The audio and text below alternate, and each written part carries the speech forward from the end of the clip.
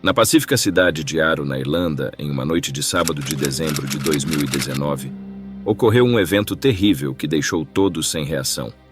Nadine Lott, uma jovem esteticista e mãe, foi vítima de um ataque brutal. Nadine nasceu em 6 de outubro de 1989, filha de Claire e David Lott. Ela era a mais velha de 3 irmãos, sempre procurava cuidar de sua família e ajudar seus pais. Em 14 de dezembro de 2019, um sábado por volta das 4h25 da tarde, a Mila Kovic entrou em contato com a polícia, relatando uma situação envolvendo sua vizinha Nadine, que havia sido atacada. Ao chegar ao apartamento, a polícia a encontrou deitada inconsciente no chão da cozinha, com ferimentos graves. Chamaram imediatamente uma ambulância, descrevendo a condição da jovem como se ela tivesse sido agredida. A Mila informou à polícia que correu para o apartamento de Nadine após ouvir gritos. Ao entrar, testemunhou o ex-namorado da vizinha, Daniel Murtagh, curvado sobre ela, desferindo muitos golpes na jovem. Descreveu o homem como consumido pela raiva, assemelhando-se a um animal selvagem. Alertou prontamente a polícia e também entrou em contato com a irmã da vítima, Phoebe Lott, que juntamente com sua mãe Claire chegou no apartamento em minutos. Quando a polícia chegou na residência, Daniel não estava mais presente. Investigações revelaram que Daniel e Nadine se conheceram em 2012, enquanto ambos trabalhavam em Darwin, na Austrália. Nadine trabalhava como esteticista em um salão de beleza e gostava do que fazia, mas voltou para a Irlanda após 1 ano, e ele também voltou para casa alguns meses depois. Inicialmente, o casal pretendia fazer o relacionamento durar, fazendo planos de morar juntos. No entanto, o relacionamento acabou, e Nadine mudou-se para um apartamento em Arrow com sua filha, enquanto Daniel foi morar com seus pais em Dublin. Na noite de 13 de dezembro, foi descoberto que Daniel viajou para Arrow e passou a noite no apartamento de Nadine enquanto ela celebrava o aniversário de sua tia. Quando os paramédicos chegaram, ela foi prontamente levada para o hospital e horas depois, às 7h30 da manhã, Daniel foi preso. Ele colidiu com uma árvore enquanto dirigia seu carro e o veículo foi parar em uma vala. Lara, uma moradora de rua, notou o carro na vala ao passar pela Ponte Bookie. Observou Daniel em pé à beira da estrada. Preocupada, parou para oferecer ajuda. Em uma chocante admissão, Daniel informou que havia matado sua esposa porque ela estava com seu amigo. Ele então foi posteriormente levado à delegacia para interrogatório, e à medida que a entrevista progredia, alguns detalhes horríveis da violência infligida a Nadine começaram a surgir. Primeiramente, quando questionado pela polícia sobre a condição dela, Daniel alegou não ter lembrança devido à embriaguez. Afirmou ter dado um tapa após ter sido confrontado por seu consumo de álcool em seu apartamento. Entretanto, sob uma análise mais rigorosa, eventualmente admitiu ter desferido 5 ou 6 tapas fortes, reconhecendo que algumas foram aplicadas com uma força significativa.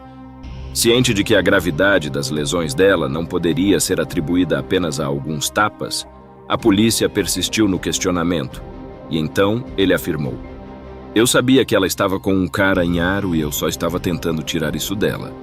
Quando interrogado sobre a aparente falta de lesões em suas mãos, explicou que seus dedos estavam condicionados de anos de boxe. Apesar de expressar choque e medo ao ver como sua namorada havia ficado, garantiu que ela ainda estava viva quando deixou o apartamento. Nadine sofreu uma ferida no pescoço e, quando perguntado sobre uma faca encontrada perto dela, Daniel afirmou que apenas a usou no jantar na noite anterior. O suspeito disse que tudo aconteceu na sala de estar.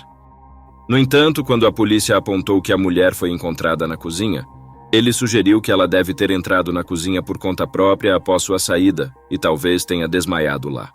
As autoridades negaram, informando sobre marcas aparentes de arrasto levando à cozinha. Apesar dessa evidência, Daniel manteve sua posição de que só havia agredido Nadine na sala de estar, contradizendo as indicações físicas no local.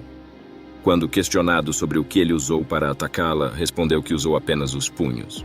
Admitiu também que poderia ter usado um acendedor de cigarros e talvez um martelo, mas negou ter usado o espelho que foi encontrado no apartamento. Quando a polícia entrou no apartamento, havia vidro quebrado na sala de estar, que se estendia pelo corredor e chegava à cozinha. Em seu último interrogatório, relembrou acordar no sofá ao som dos gritos e berros de Nadine. Relatou nunca ter tido a intenção de prejudicá-la, declarando seu amor e insistindo que o sentimento era recíproco. Tragicamente, 3 dias após o ataque, Nadine sucumbiu aos ferimentos, nunca recobrando a consciência, e faleceu no hospital. Posteriormente, Daniel enfrentou acusações de assassinato. Ele se declarou inocente, mas admitiu culpa por homicídio culposo, reconhecendo ser o único responsável pelo falecimento da jovem. A questão central para o júri era determinar se Daniel tinha a intenção de tirar sua vida e causar danos a Nadine. No início do julgamento, o advogado do acusado admitiu que ele tirou a vida de Nadine, reconhecendo que ele sozinho infligiu os ferimentos que ela sofreu. Apesar de Daniel admitir culpa por homicídio culposo, indicando que aceitava a responsabilidade pelo falecimento, ele alegou que lhe faltava o estado mental necessário durante os atos. O juiz explicou ao júri que a intoxicação poderia servir como defesa para crimes de intenção específica, potencialmente reduzindo a acusação de assassinato para homicídio culposo.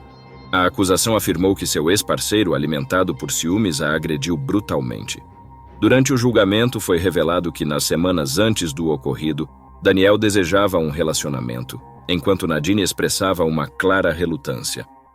Apesar de não estarem em um relacionamento, ele consistentemente se referia a ela como sua namorada e futura esposa. Ela deixou claro que não queria mais nada com ele nesse nível. O tribunal soube que, pouco menos de 2 semanas antes, ela enviou uma mensagem para Daniel o alertando para não ameaçá-la e esclarecendo que nada mais aconteceria entre eles. Amila forneceu testemunho descrevendo a condição do homem quando o viu agredindo Nadine. Ela relatou que ele tinha as mãos ao redor do pescoço e ombro dela. Claire, mãe de Nadine, também testemunhou, expressando seu choque ao ver sua própria filha. Quando Claire chegou, Nadine estava inconsciente, mas fazendo alguns ruídos. Ao chegar no hospital, a vítima foi levada às pressas para o pronto-socorro e o tribunal ouviu o testemunho de uma enfermeira que confirmou que ela estava inconsciente na chegada. Após o tratamento inicial, Nadine foi transferida para a unidade de terapia intensiva. A enfermeira Leah Grant, que trabalha na UTI, testemunhou em tribunal, expressando a extensão das lesões.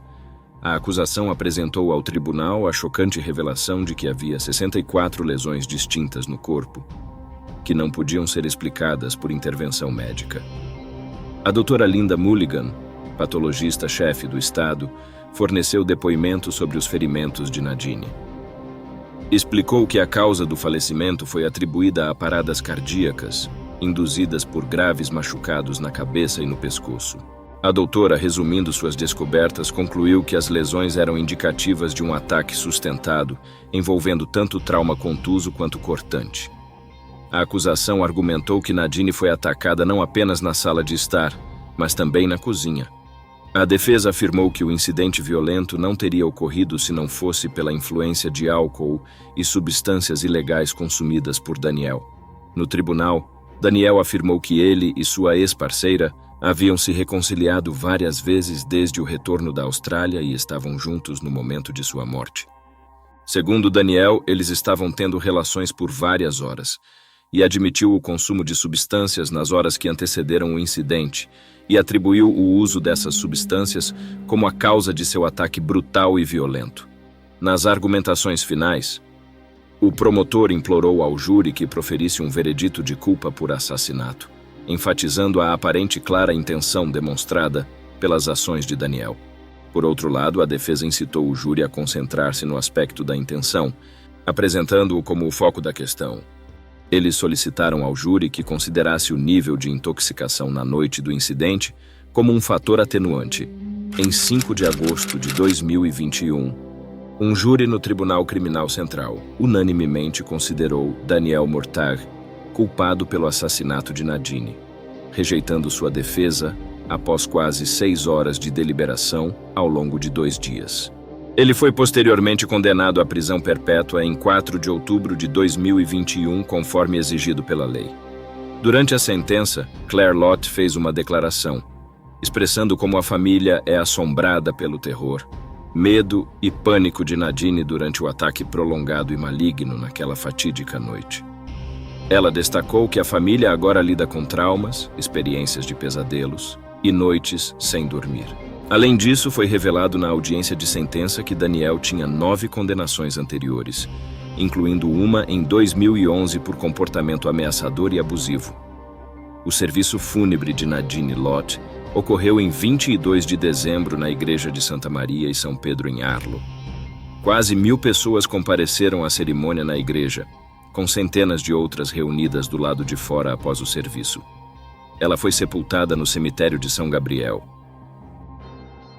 E você já conhecia esse caso? Me deixe saber nos comentários. Obrigado por assistir ao vídeo, um abraço e até breve.